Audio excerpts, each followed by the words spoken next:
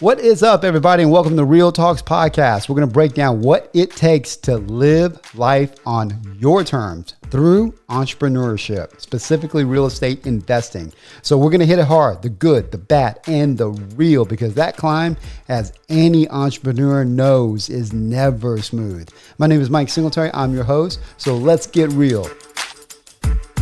What is up, everybody? Welcome to another episode of REIL Talks. I got a pretty good guest today. Actually, he comes in at a really perfect time for me because he masters rental property management, and he's built out a process and to streamline that. And I'm going through a bunch of that right now because we had some massive turnovers on rental properties.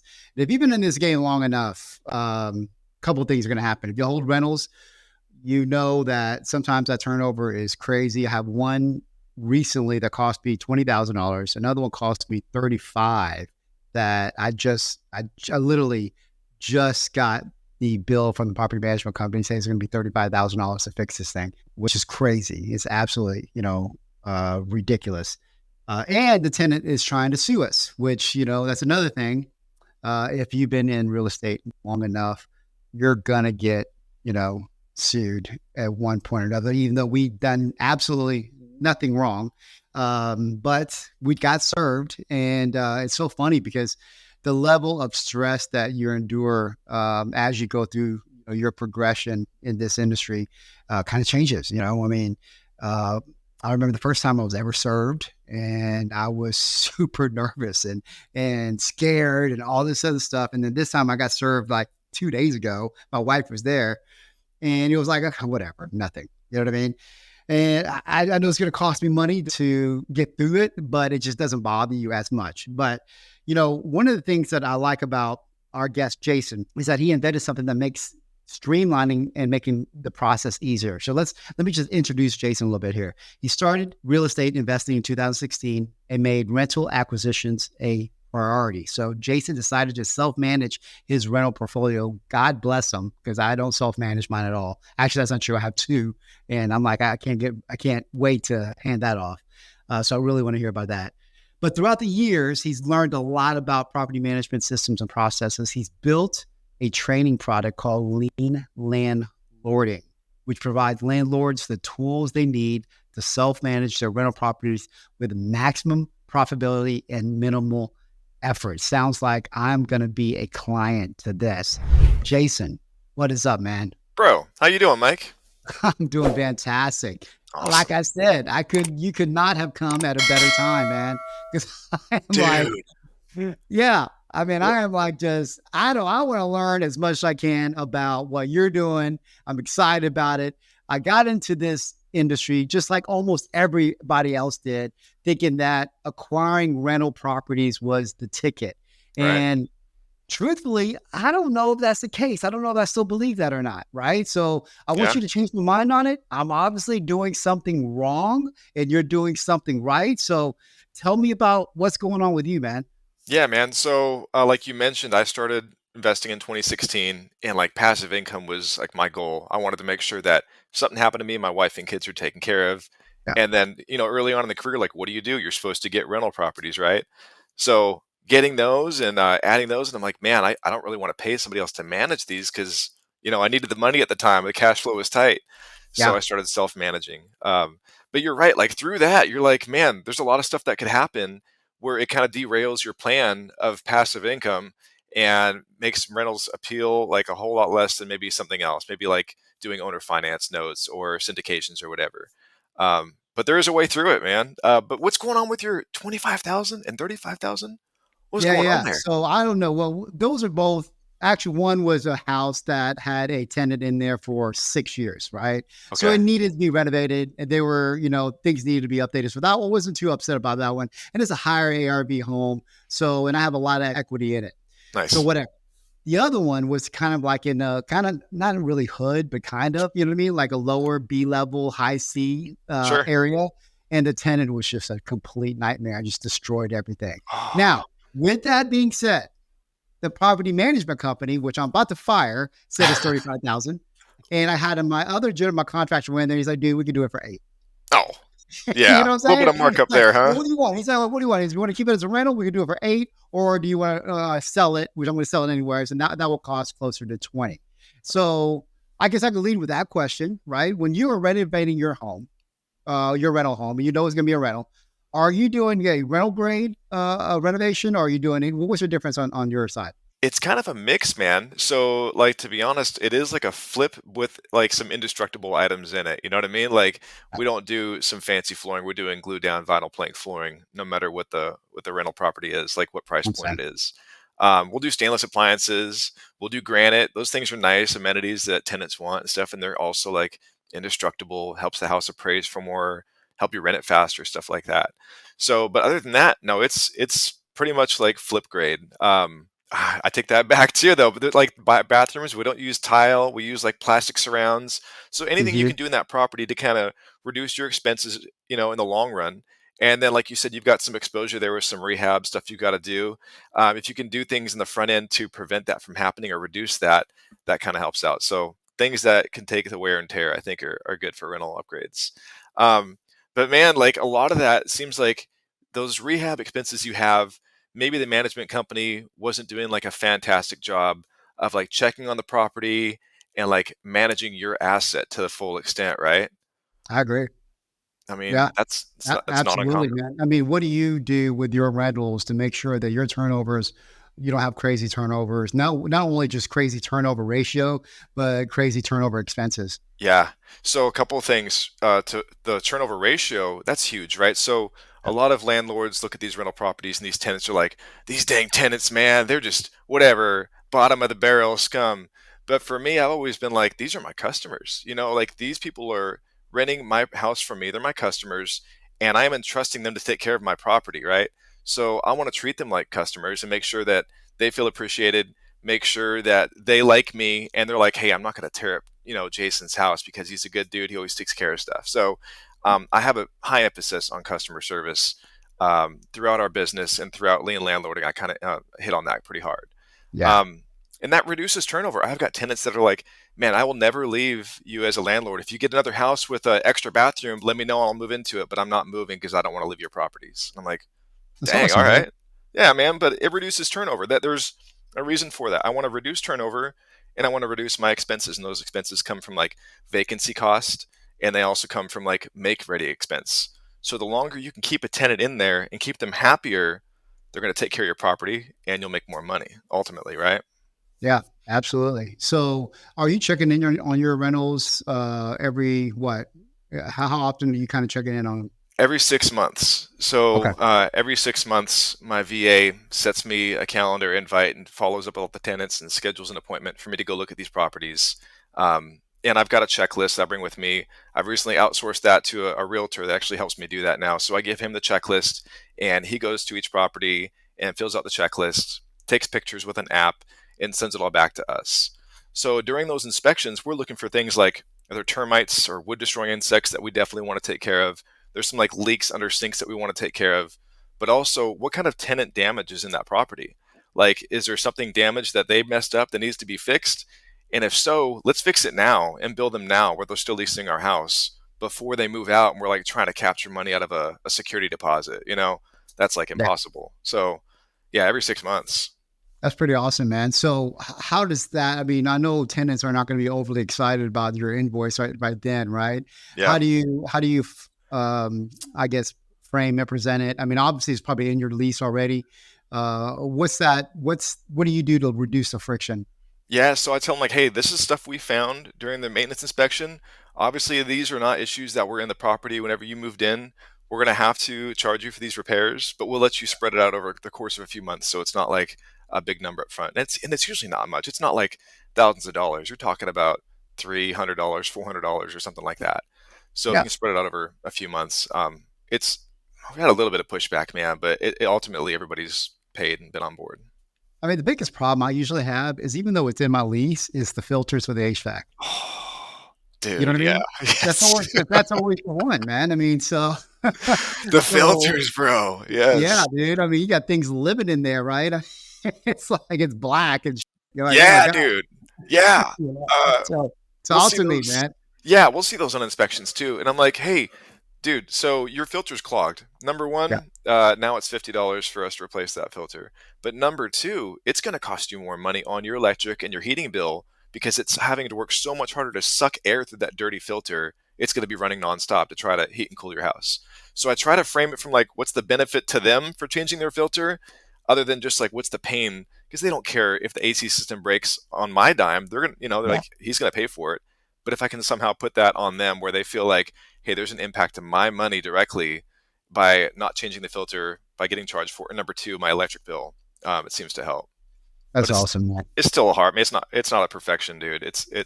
You still have the tenants that don't do it. Yeah, I mean that, or you have every once in a while you have some kind of rogue tenant that like won't tell you if there's a leak and they'll fix it for you, and all of a sudden next thing you know everything's swollen up. Yeah, man. It's like, Um, oh, I've got like I've have people I talk to. They're like, I've got great tenants. I had never right. hear from them. I haven't heard from them in Yeah. years. I'm like, bro, I'd be scared if I were you. If you You'll, haven't heard from them, it could go really good, but it also could go really bad. right, right, for sure. So talk to me about like, how many do you have? How many rental properties do you have in your portfolio? 48 now, 48 doors. That's awesome, man. And is that something like how did you accumulate them since 2016? Was you buy a bunch at the beginning, or how has it been distributed? One at a time, man. I wish I could have bought like a bundle of them. I wish I could have bought like fourplexes or apartments. None of that. They're individual houses, 48, one at a time. That's But awesome. yeah, we just go through like the marketing channels, and I'd wholesale stuff that I didn't want to mess with, and then I'd flip stuff that was like a higher price point, and there's that stuff right in the middle there. You know what I'm talking about? Where you're like, "Ooh, I got to keep that one. That's a good one." It is, but sometimes, this is a money keeping rentals is not cheap, by the No, way, just so that people, have this like misnomer that they're going to come in and they're going to buy a bunch of rentals. But if you have a real estate investment business, first of all, that's a money hog too with sure. marketing and stuff like that as well. So is there a ratio of say, how many wholesales to rentals, or do you have anything like that? Like I'm going to do four wholesales averaging 15,000, and then I'm going to keep the fifth one as a rental. Man, I don't. I have just had an obsession with keeping everything that kind of makes sense. So, Nice. like, even if it's a detriment to like my bank account, I'll buy it and be like, "Oh man, I shouldn't have done that. I should have wholesaled that one." But long term, that's the way to do it, man. Is acquiring assets, and those It is. assets help write off my income for my taxes, and they accumulate value over time. So, I'm gonna keep on rolling the same way, I think. That's awesome, man. What's a short term pain for long term gain? Essentially, Yeah. is what that is, and that's 100%. What makes sense to you to keep? What is something that you're like? It has to hit this threshold for it to qualify. So like just basic terms, 300 Yeah, bucks a month cash flow, like gross cash flow, not including vacancy and maintenance is kind of what I look for. But that could change if you're talking about like a house that rents for 2 grand versus a house that rents for 900. There's a term called debt service coverage ratio that a lot of banks look at for like lending and stuff like that. So we like to hit like at least a 1.3 debt service coverage ratio, and that kind of covers like the gamut. So if you've got $900 rent or a $2,000 rent, as long as it's 1.3, it should make sense. Um, but man, it's hard to hit those numbers these days. It's really hard with the high prices of houses and stuff. Is that kind of what you're seeing in your market? I can't get anything to. Well, I live in Austin, Oh, so I only nothing. have a. Yeah, no, I mean none of that. But we keep rentals in San Antonio and Waco as well, right? Nice. But yeah, for financing right now, nothing really pencils. Yeah. So we're kind of focusing more on notes and seller financing and stuff like that. Um, but yeah, so does things pencil? I mean, I know you're in Dallas, so you're not in a crazy. I mean, you're not in a crazy market, but it still should have a hard time penciling in this day and age.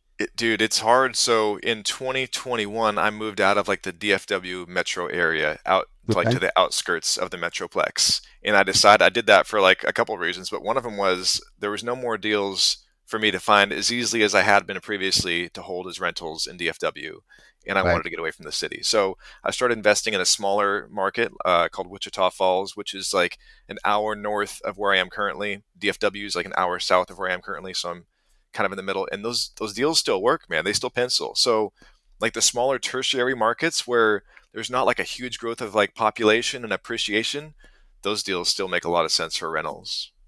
Yeah, and I agree with that, man. And big markets like sometimes like DFW, Houston. I mean, Houston, you still do it, but you're looking at lower tier homes, Yeah. and you're going to deal with the problems that I deal with on the lowest tier. Matter of fact, I'm trying to get rid of those.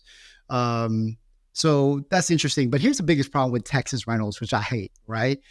How do you get over the property taxes? Because every year I'm stroking a check like no other. Yeah, You know dude. what I mean? And so how does that make, how do you, I mean, obviously you're incorporating that in your formula, but is that just something in your mindset? Like, listen, that's just an expense that I'm going to have to write and, get over it. Well, what is your thought process on the Texas one? Yeah, so I mean, yeah, you can't get around that. They're going to have the taxes, but the other side of it is the markets that I'm investing in, where they are like tertiary markets, the taxes are so much lower. The insurance is so much lower, because number one, it doesn't have that huge price growth. Like a house in Fort Worth, Texas, versus a house in Wichita Falls. The trajectory of how they appreciate is not even close, right? So Whoa. the taxes are going to stay lower, but also those asset prices in Wichita Falls, like some of those houses are $60,000 is the ARV on some of these houses, you know? No way, So dude. Really? yeah, bro. In decent So neighborhoods? these, yeah, okay, okay, So how like much is the rent then? C minus. Like average rent there is probably 900 to 1200, and like That's pretty good, bro. not bad, dude. So like it beats the 1% rule. That rule is kind of out the window with rates the way they are these days. But Yeah. if you look at that as like a metric, it kind of works. But yeah, so and then taxes are cheaper, or I'm sorry, insurance is cheaper because these houses are 60, 80, $90,000 houses. Their premiums are just like did one yesterday that was it's 550 a year for the insurance, and the Wow. taxes were, this must be a mistake, but it was 300 a year for the taxes. Um, That doesn't make sense, really. that's gonna probably go up, but like for now it's 300. I'm like, okay, we'll see what happens. So let me ask you this: what is the biggest mistakes you see people making? Did I already list off a bunch of them, or if I did, that's fine. But what is the No, biggest mistakes you see people making, investors making with their rental portfolio? man, I think that not treating it like the business they want it to grow into initially, right? So if they're just starting out and they're like, I'm going to do this in Excel and whatever, like that's probably not the best way to do it if you're trying to grow this. If you're just going to have one or two rental properties, then I say don't even buy any. Just don't do it. But if you want to grow to like have 20 plus or whatever, which is when I only think it makes sense is if you have up to 20 or more, then you I have agree. to set this stuff up right from the start. You want to have the systems and processes in place from the start. Otherwise, you're going to be in the middle of something and you're like overwhelmed with all these tasks and flooding you and stuff like that. And you're like, what do I do? But if you had it set up, you wouldn't have to worry about it. Your VA is handling maintenance requests. Your VA is handling rent requests and following up on rent payments. All this stuff can be outsourced if you set it up right from the start. That's what I And you're wish I would. using agents as well, I'm assuming. Yeah, I've got a virtual assistant that works inside of my property management software that we use to self-manage our properties. And Mhm. like anytime a tenant submits like a maintenance request, like a leaking toilet, I see the email come through like a notification, but she gets it. She logs into our software. She's like, okay, it's in Fort Worth or it's in Wichita Falls. Here's the primary and secondary vendor for plumbing. Reaches out to them, sends them a text message with the issue and the tenant's contact info. Plumber schedules it, and then my VA gets the invoice from the plumber after it's repaired, looks to make sure there's no like previous repairs for the same thing that were like should be like a warranty repair. Make sure Right. it's not tenant damage, like a clogged drain because they flushed a shoe or something like that. And then she pays the invoice from our software through electronic funds transfer directly to the vendor. And if it's over $300, I have to approve it through an email, like just click a couple buttons. But man, it's so easy to automate these things when you have the systems and processes in place to do that. That's awesome, man. So that's a great segue. Let's talk about lean landlording. Assuming, did you create this for like most people create things for your own business and then go, hey, listen, this is a great product. Other people could benefit from it. Yeah, Uh, Tell me about that. yeah, 100%. I was like, these things have to get done, but I don't want to do them, you know? So like what's the way around this? Do I hire a property manager, but then I'm paying someone like 50 grand a year to manage my babies, right? My portfolio. So I'm like, well, if I could just implement how I want things done and outsource it to a VA, like there's got to be a way to do this. So I started doing that, and then a buddy of mine was like, dude, somebody else could benefit from this. I'm like, you know what? You're right. So I built it out, and then it forced me to get even better with my processes when I did that. Because I'm like, man, if I'm going to sell this, it better be top notch. You know, like I don't want anything left behind. So it really helped my business too. Awesome, man. Well, talk to me about it. I mean, how much is it? What does it actually do? I'm sure there's a lot of things, but on a high level, why should I be a subscriber to Lean Landlording? Yeah, high level. So it's a video training course that you go through, and there's different modules, and they're all broken down. And it goes in extreme detail in like 7 different sections of property management of how to self-manage your portfolio to maintain your properties the best and to maximize your profit the best. And we also have a biweekly mastermind video call that we get on, and everybody talks about any problems they're having or things that they need help with. And then we have a Facebook mastermind group where people chat about the same kind of things. It's $1,000, but man, if you're having a management company manage your property, that's like less than what it costs for them to manage your property for the year. And I guarantee, like, if you do this stuff and you implement it, you will do a better job. You'll have happier tenants, and you'll make more money than you would by outsourcing it. And it's not that much work. It's really not bad. Is it $1,000 one time cost, $1,000 a month? One What are we time, talking about? One one time. time. And unlimited amount of properties, or is there a certain Yes. threshold? So it's the software I use is called Buildium. It's property management software. I don't own it. I don't get anything Uh, from it, but that's the software I teach people how to fully like use and set up. So they have to get their own Buildium subscription from Got it. Buildium and set up their properties in there. But we do everything in there. All of my bookkeeping is also done in Buildium for like my flips, my owner finance, all that stuff. We used to use QuickBooks. It's all in Buildium now, so you can kind of cancel your QuickBooks subscription too. That's awesome, man. Yeah, So man. it's an A to Z, pretty much. Like if you want to get into landlording, if you want to do this, you want to scale it. Because I agree with you. I mean, anything less than 20 is not worth your time. No. You know, you had the perfect product that walked them through A to Z. And I've seen, I think in some mastermind that we used to be a part of, I don't know exactly what it was, but I saw I don't know, something about your systems and processes. And it was so freaking detailed. I was so impressed, man. You know what I Thanks, mean? dude. So, and you are, I mean, I'm assuming it is just detailed to the max, A to Z, what you need to know. Is there anything out, that's omitted that you have to go outside to figure out or no? Nothing, dude. So like every SOP, and SOP stands for Standard Operating Procedure. Wow. There's like probably 10 or 12 of them throughout this whole thing, and they're all in there. So I'll give you all of my SOPs typed out fully for my VA. Of course, you got to tweak a few things for your business or whatever. But like some of these SOPs, like I would just lock myself in my office, man. It would take me like 6 hours to knock one of these things out because I'd be like, oh man, there's a better Oh, way to shoot. do that. Let me go back and revise that and like make this more efficient. And I love that kind of stuff, man. I nerd out on like systems and processes and creating the most efficient way to do things. That's kind of my jam. Dude, that's awesome, brother. I hate it, but you know what I mean? I got to surround myself with people like that. I cannot do it, man. I probably can't So, do what you do either, man. So everybody's got their skills and strengths, right? oh It's man, there's fine. no doubt. There's no doubt. Let's talk about your business, man. So let's talk about marketing. Like what's your business look like right now? Yeah, man. When COVID kicked off, I had an office with two cool colors in my office, and I had an acquisitions guy and a leads manager, and I really did not enjoy what I was doing. I didn't like managing the people, so I shut that down, and I just went to like a one-man show for the past several years, with Right. VAs, of course, helping me out with that. So right now we do cold calling. I have a cold calling service. I have a VA that does my property management stuff and some admin tasks, and then I've got another VA that is my leads manager. And then I'm still like in acquisitions for now, I guess. But I'll get out of that soon. But I Right. realized the reason why I hated all those things back in the day when I shut it down is because I didn't have the right systems and processes in place to like manage those people, to manage their KPIs, and to see what they're doing to produce like consistent results. Um, so kind of gone down that path the other way now. So you're happier?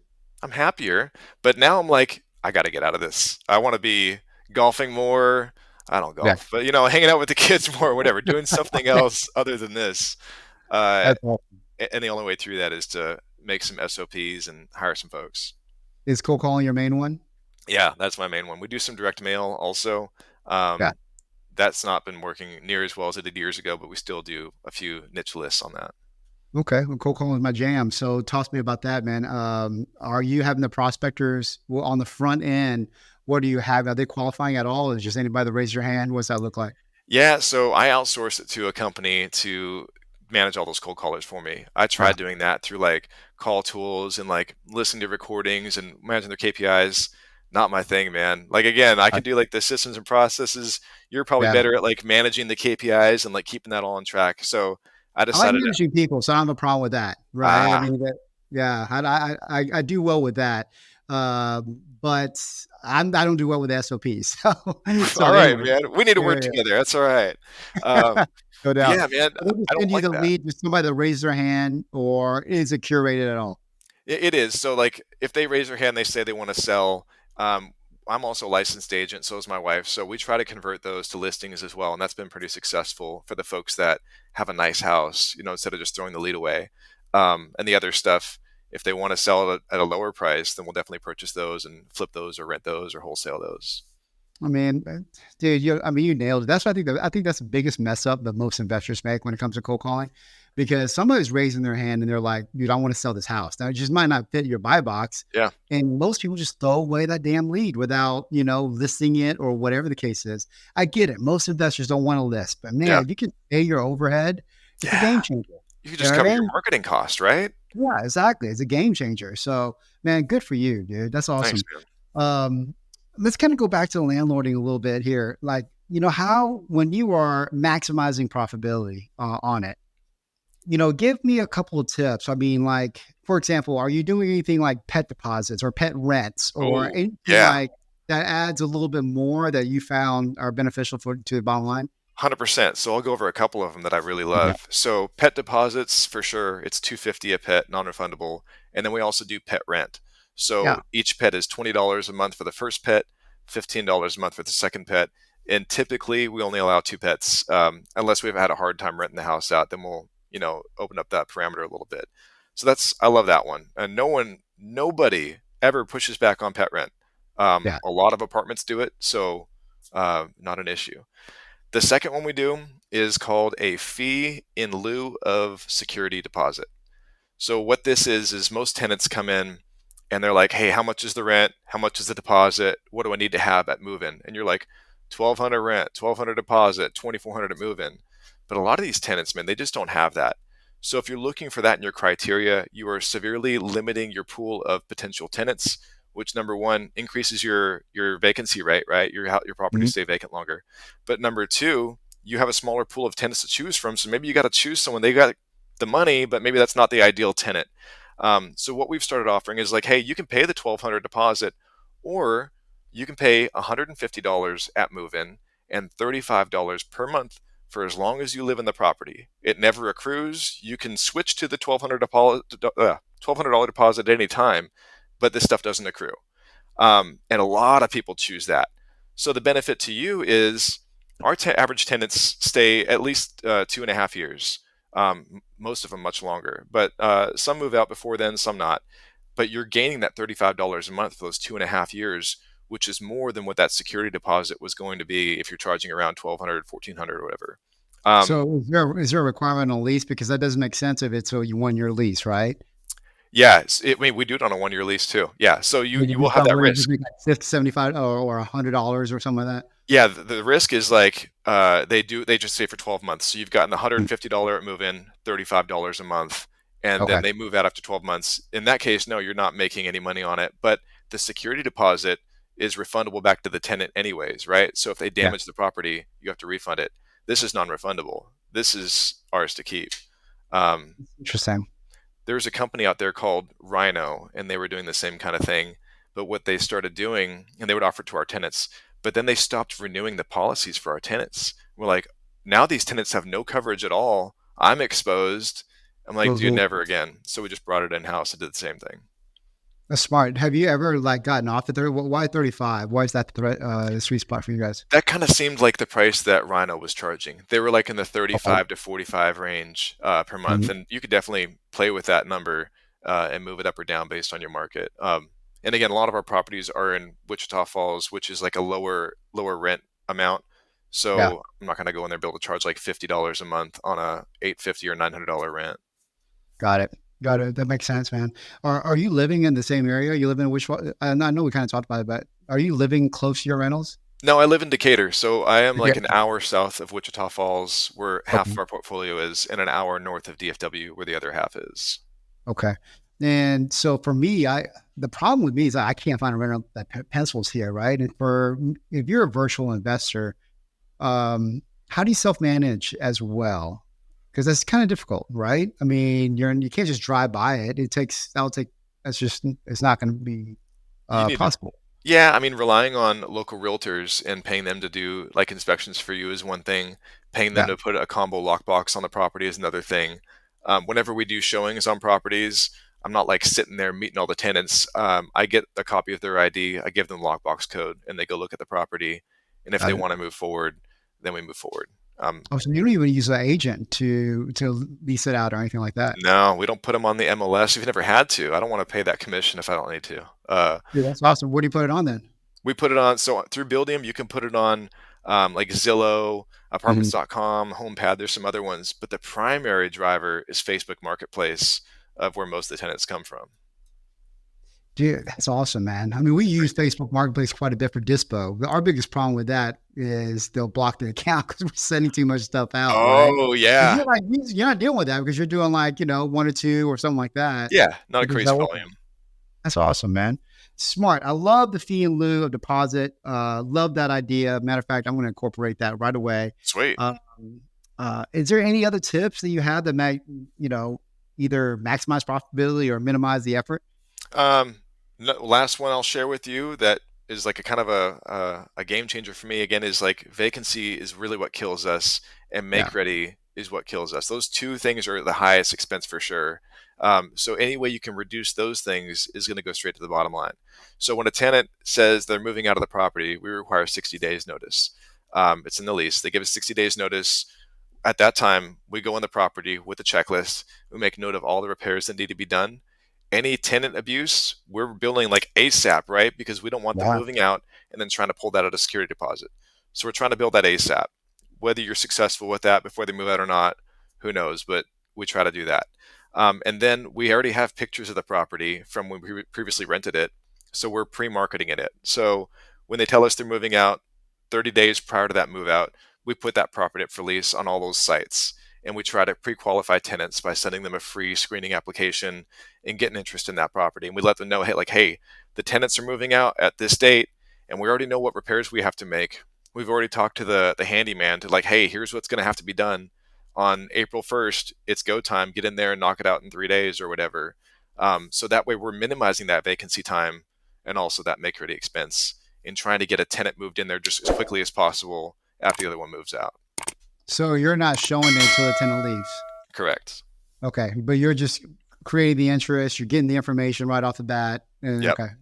Super smart, man. A lot of these folks are moving like in 60 days or whatever, and Yeah. they're fine with that. And even people moving in 30 days, or they have flexible move schedules.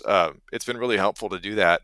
And then you can test the pricing a little bit too. So if you're like, hey, there's still a tenant in there, I can price it a little bit high and see if I get any bites on that, or maybe I'm priced too high, and you've got time to adjust that before it's really killing your vacancy cost. Got it. Yeah, that's great, man. We'll have a link in the show notes for lean landlording. Awesome.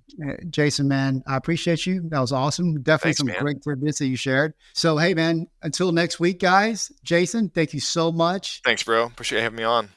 So that's a wrap. Thank you, everybody, for tuning in, and I hope you received value from this episode. If so, please share this podcast to your brothers and sisters, and also hook up with us on Facebook, IG, and YouTube at REIL Talks. That's REIL Talks. Until next time, my friends, keep it cool, keep it real, and peace out.